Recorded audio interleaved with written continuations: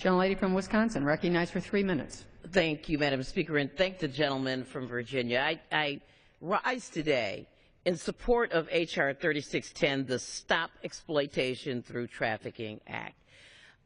Before I say anything, I just want to thank Congressman Erik Paulsen of Minnesota, who has been a tremendous, superb partner throughout the process of putting this legislation together.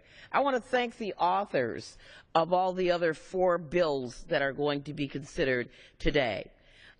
This bill really incentivizes states to put safe harbor laws into place. That's the crux of this bill. But I can tell you that solving the problem of sexual exploitation of children is going to require a lasting commitment and bipartisan effort.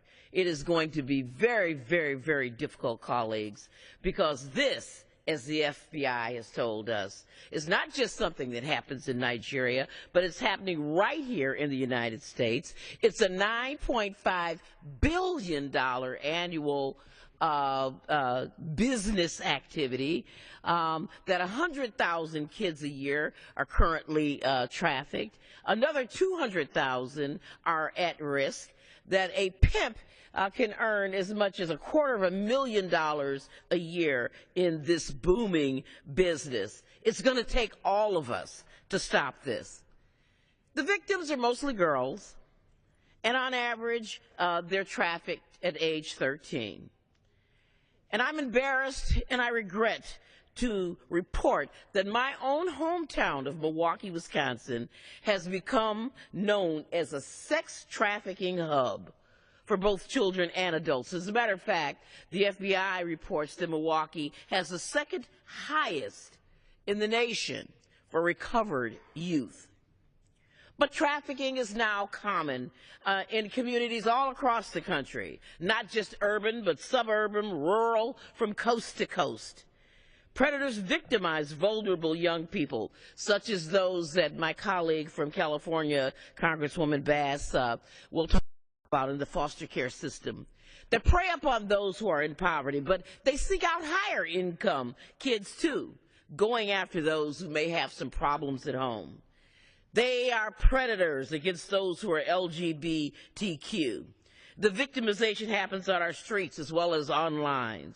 The traffickers are everywhere. And the consequences, social displacement, health issues, physical pain and disfigurement, infertility, PTSD, suicidal thoughts, and attempts.